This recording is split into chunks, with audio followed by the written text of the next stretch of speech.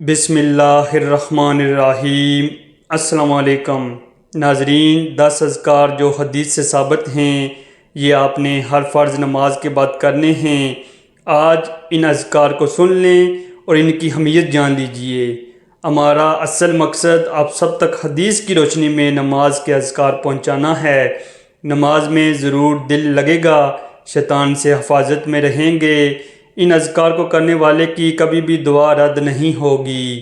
ناظرین، جیسا کہ اللہ تعالیٰ نے انسان کو محض اپنی بندگی کے لیے پیدا فرمایا ہے، لہٰذا ایک مومن صبح و شام اپنے خالق و مالک کو یاد کرتا اور اس کی بندگی کرتا ہے۔ نماز اللہ کی عبادت ہے اور اس کا ذکر بھی سورۃ الجمعہ کی 9 نمبر آیت میں نماز کو ذکر قرار دیا گیا ہے، اور ذکر بھی ایک قسم کی قلبی اور لسانی عبادت ہے جس کا مقصد اللہ رب العالمین کی تعریف و توصیف اور تقدیس اور بڑائی بیان کرنا ہے۔ اس کے بدلے میں اللہ اپنے بندے کو بے حیائی سے، انسانوں اور جنات کے شر سے حفاظت فرماتا ہے، مختلف قسم کے اجر و ثواب سے نوازتا ہے۔ اسی طرح اللہ تعالیٰ کا فرمان ہے کہ بے شک اللہ کا ذکر بڑی چیز ہے، یعنی اللہ کا ذکر کرنا بہت ہی عظیم چیز ہے۔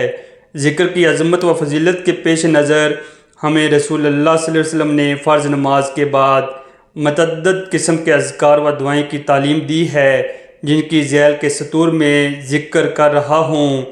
صحیح بخاری میں ہے کہ حضور نبی کریم صلی اللہ علیہ وسلم کا فرمان ہے، ملائکہ تم میں سے اس نماز کے لیے اس وقت تک یوں دعا کرتے رہتے ہیں جب تک نماز پڑھنے کے بعد وہ اپنے مصلی پر بیٹھا رہے، اللہم اغفر لی، اللہم ارحم، کہ اے اللہ اس کی مغفرت کر اور اے اللہ اس پر رحم کر۔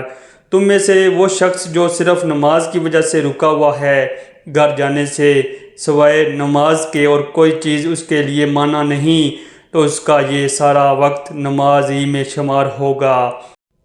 اللہ اکبر نماز ختم ہوتے ہی فوراً ایک مرتبہ تکبیر کہیں۔ صحیح بخاری میں ہے کہ ابن عباس رضی اللہ عنہ سے مروی ہے کہ انہوں نے فرمایا، میں نبی کریم صلی اللہ علیہ وسلم کی نماز ختم ہونے کی تکبیر اللہ اکبر کی وجہ سے سمجھ جاتا تھا۔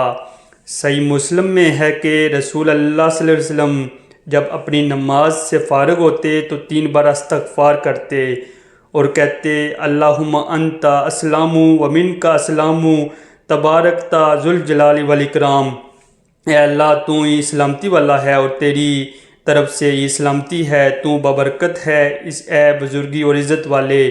سیدنا ابو ہریرہ رضی اللہ عنہ سے روایت ہے کہ آپ صلی اللہ علیہ وسلم نے فرمایا، جو ہر نماز کے بعد سبحان اللہ 33 بار، الحمدللہ 33 بار، اللہ اکبر 33 بار کہے تو یہ 99 کلمے ہیں، اور پورا سینکڑا یوں کریں کہ ایک بار لا الہ الا اللہ وحدہ لا شریک لہ لہ الملک و لہ الحمد وہو علی کل شیء قدیر پڑھیں، یعنی کوئی معبود عبادت کے لائق نہیں مگر اللہ کے لا ہے، وہ اس کا کوئی شریک نہیں، اس کی ہے سلطنت، اس کے لیے سب تعریف، وہ ہر چیز پر قادر ہے، تو اس کے گناہ بخش دیے جاتے ہیں اگرچہ سمندر کی جاگ کے برابر یعنی بے حد ہوں۔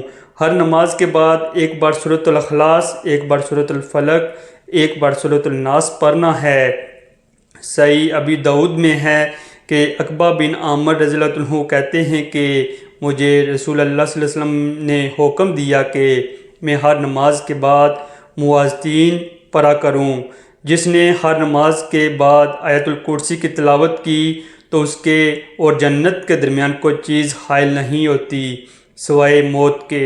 نبی کریم صلی اللہ علیہ وسلم نے اس آیت کو قرآن کی سب سے عظیم آیت قرار دیا ہے، اور شیطان سے حفاظت میں اس آیت کا بڑا دخل ہے، اس لیے اس کو فرض نماز کے بعد تو پڑھیں ہی، دیگر اوقات میں بھی پڑھنے کا اہتمام کریں۔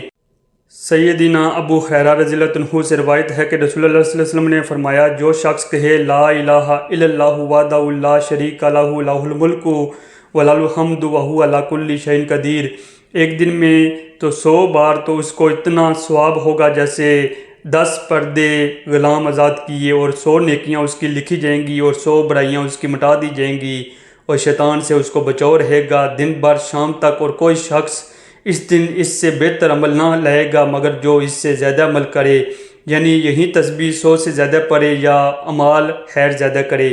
اور جو شخص سبحان اللہ و بحمدہ دن میں 100 بار کہے اس کے گناہ مٹا دیے جائیں گے اگرچہ سمندر کی جاگ کے برابر ہوں۔ نماز فجر میں اور نماز مغرب میں یہ ذکر کرنا حدیث سے ثابت ہے، اور نماز کے بعد کثرت سے یہ پڑھیں، بالخصوص فجر کے بعد سبحان اللہ و بحمدہ عداد خلقہ و رضا نفسہ و زینت عرشہ و مداد کلماتہ۔ ام المومنین سیدنا جویریہ رضی اللہ عنہ سے روایت ہے، رسول اللہ صلی اللہ علیہ وسلم نے صبح سویرے ان کے پاس سے نکلے، جب آپ صلی اللہ علیہ وسلم نے صبح کی نماز پڑھی وہ اپنی نماز کی جگہ میں تھی، پھر آپ صلی اللہ علیہ وسلم نے چشت کے وقت لوٹے دیکھا تو وہیں بیٹھی ہیں۔ آپ صلی اللہ علیہ وسلم نے فرمایا تم اسی حال میں رہیں جب سے میں تم کو چھوڑا۔ سیدنا جویریہ رضی اللہ عنہما نے کہا جی ہاں۔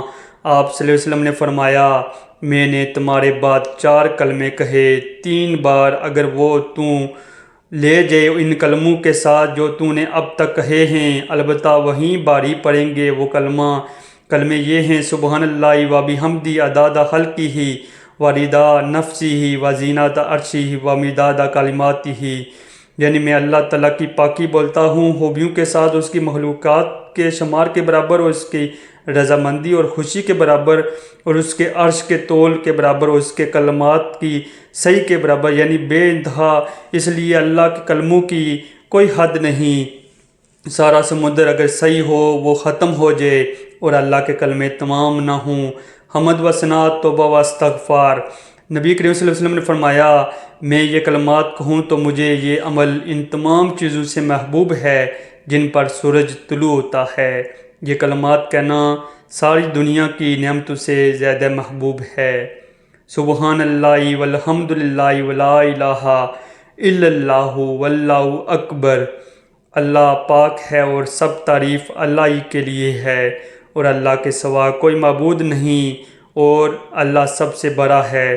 اس ذکر کی نماز کے حوالے سے کوئی حدیث مجھے ملی نہیں، لیکن یہ ذکر حدیث کے مطابق اللہ کا پسندیدہ ذکر یعنی کلمات میں حضور صلی اللہ علیہ وسلم کے محبوب کلمات ہیں، ان کو تو چھوڑنے کا دل ہی نہیں کرتا۔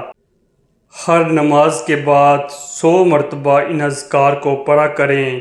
اللہ تعالیٰ عمل کی توفیق عطا فرمائے۔ نمازوں کے علاوہ عام حالات میں بھی اس عظیم اذکار کا اہتمام کرنا چاہیے۔ آپ کو ان میں سے جتنے اذکار یاد ہیں ان کو ابھی سے ہر فرض نماز کے بعد پڑھنا شروع کر دیں۔ جو یاد نہیں ہیں وہ دیکھ کر بھی پڑھ سکتے ہیں، تاہم کچھ کوشش کریں کہ بقایا اذکار بھی جلد از جلد زبانی یاد ہو جائیں۔ بعض احادیث سے صحت و ضعیف میں اہل علم کے درمیان اذکار میں کمی پیشی ہے، اس لیے اذکار کچھ کم پڑھیں کچھ زیادہ پڑھیں، اس میں حرج نہیں ہے۔ اصل یہ ہے کہ آپ 5 اوقات کی نمازوں کی پابندی کریں اور نماز کے بعد وہ اذکار پڑھیں جو حضور صلی اللہ علیہ وسلم سے ثابت ہیں۔ ناظرین اس تحریر کو آپ خود پڑھ لیں، اس کو بتانا میرا مقصد نہیں ہے، میرا مقصد یہی تھا کہ آپ اذکار کو لازم پڑھیں اور ان اذکار کو شامل حال کریں، کیونکہ یہاں پر کچھ فرقہ بندی بھی ہوتی ہے، کچھ لوگوں کی رائے مختلف ہوتی ہے، اس وجہ سے جو حدیث سے ثابت ہے وہی چیز میں آپ کو دے رہا ہوں، اس کے علاوہ کوئی چیز آپ کو نہیں دوں گا۔ حدیث اور قرآن پاک کی جو آیتیں ہیں، دیکھیں ان چیزوں سے جو چیزیں مل رہی ہیں وہ آپ کو دینی چاہیے، اور مفسرین سے اتھینٹک جو بھی آپ جیسے کہہ سکتے ہیں کہ اسم الحسنی، مطلب کہ اللہ تعالیٰ کے جو نام ہیں ان کی وظائف میں دیتا ہوں، تو وہ مفسرین نے جو لکھے ہیں اور جو میں کرتا ہوں خود بھی ان پر عمل کرتا ہوں وہ میں آپ کو دیتا ہوں۔ تو ضرور آپ ان چیزوں پر دیکھا کریں کہ کون سے وظائف ہیں اب آپ کو کرنے چاہیے اور کون سے وظائف ہیں جو آپ کو نہیں کرنے چاہیے۔ یہ اس تحریر کا جو تحریر گزری ہے جو میں نے پڑھی نہیں ہے، اس کا مطلب یہی ہے کہ کون سے وظائف ہیں جو آپ نے کرنے ہیں اور کون سے نہیں کرنے۔